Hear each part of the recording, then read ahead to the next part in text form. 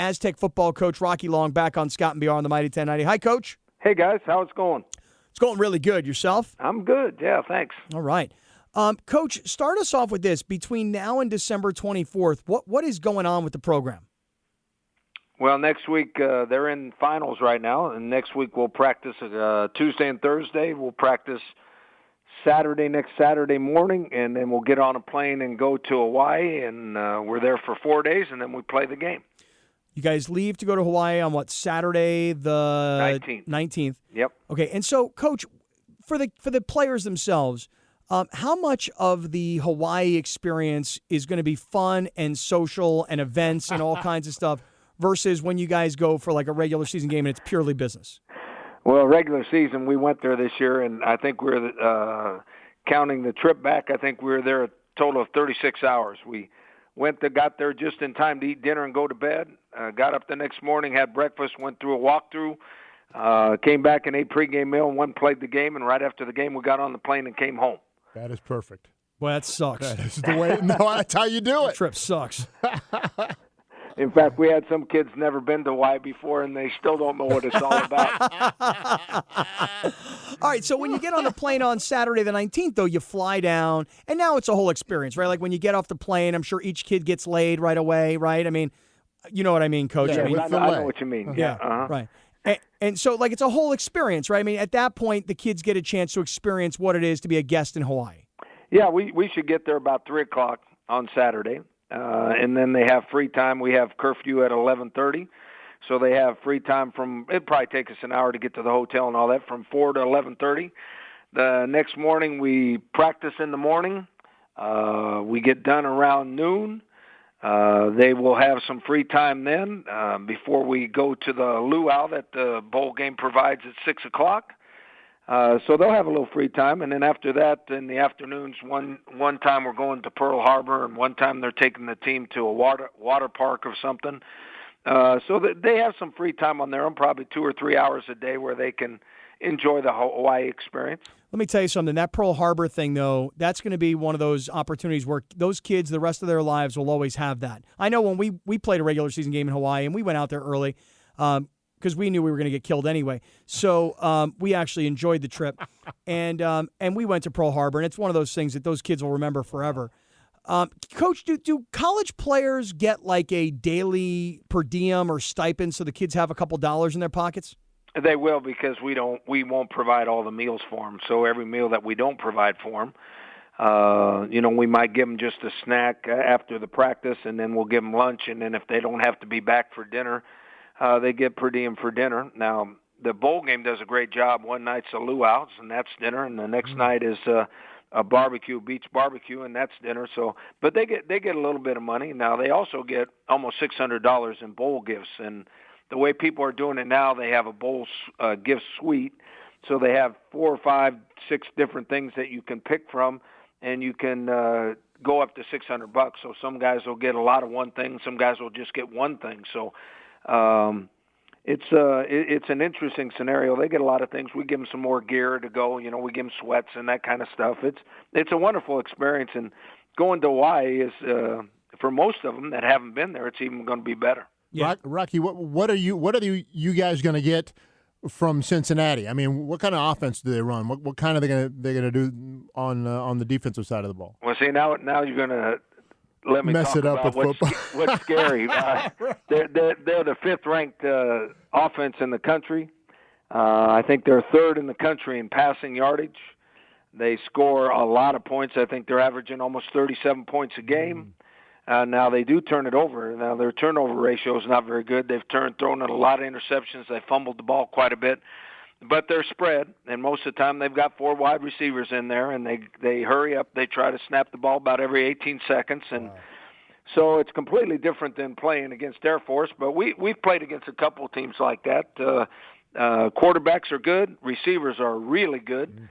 So it's going to be an interesting night. I mean, hopefully our offense can control the ball and keep the ball away from them, because they're kind of scary on offense. See, I don't know much about the Cincinnati team, but, back when Brian Kelly, before he left to go to Notre Dame, they were a real powerful offensive football team. In fact, this quarterback that they've got, is his name Gunnar Kiel? That's it. He transferred from Notre Dame to Cincinnati, right? He did, yes. And he is an NFL prospect.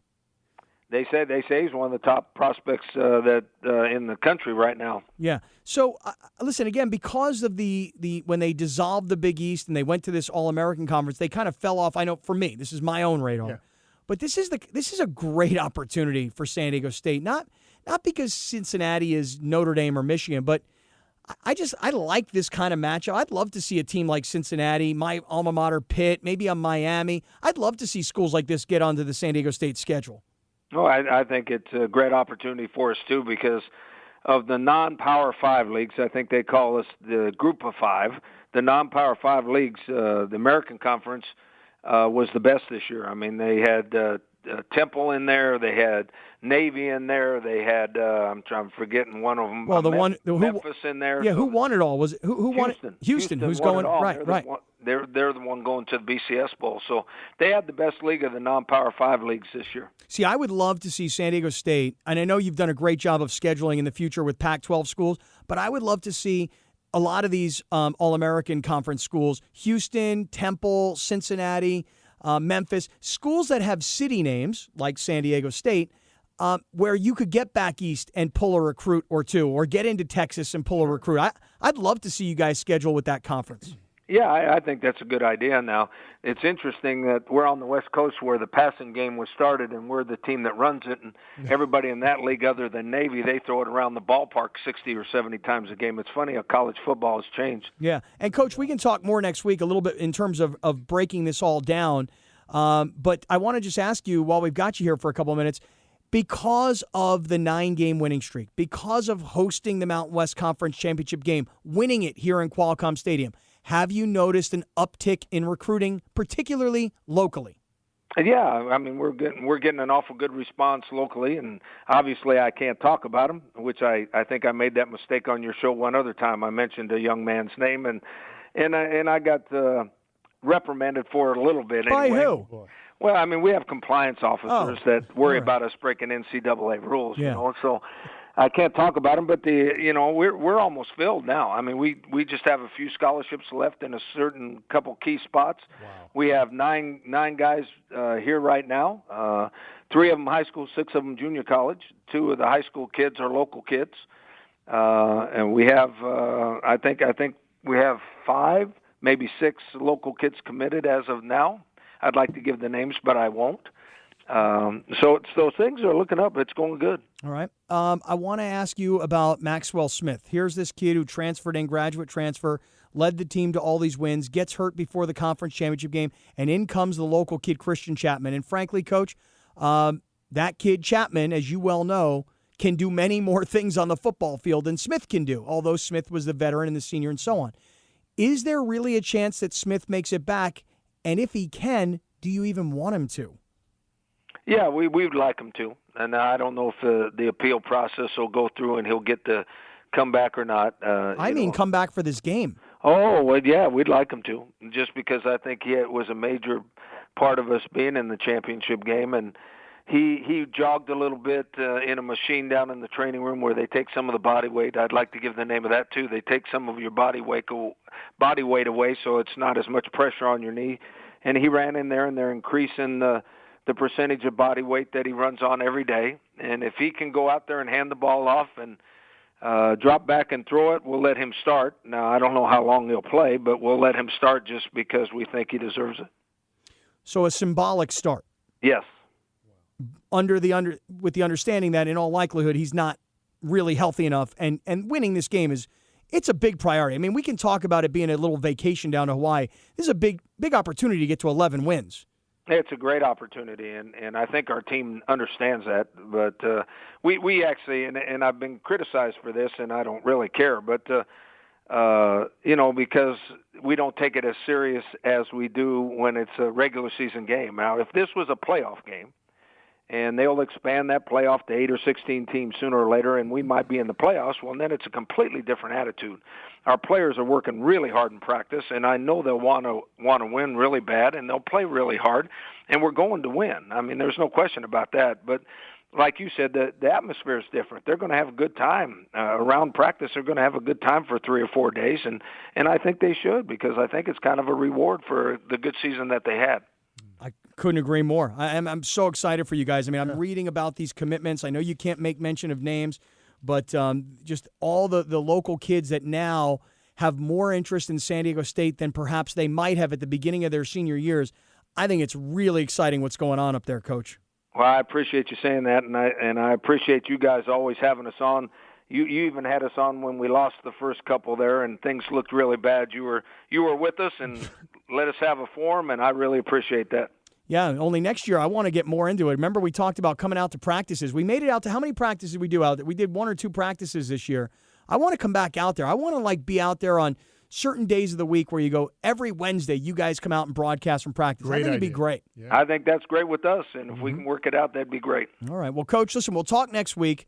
Congratulations. We didn't get a chance to talk all week about that Mountain West Conference Championship victory. What a great win. I mean, I just remember like a year or two ago, and more like 2 years ago, when kicking an extra point was something you were like nervous about. You had your fingers crossed. Now you got a kid who's bombing away, hitting long field goals, comes up with a clutch situation. I love the story about the kid, Rashad Penny, who comes into the game and wasn't supposed to be in the game and scores a touchdown. I mean, it was a really, really great win for you guys. And the quarterback story, my gosh, it doesn't get any better than that. That's a football thing. No, I agree. It was a great year, and the way we won it made it a little bit more special. We had to overcome a lot of things we did wrong, a lot of things that went against us, and we found a way to win, so that makes it special. Yeah, it sure was. That's something special now. You What better that believe is. that. Coach Rocky, we will talk to you next week, and good luck with these guys with finals and getting yourselves ready to go to Hawaii. All right, guys, thanks. Thanks, All right, Ron. Coach.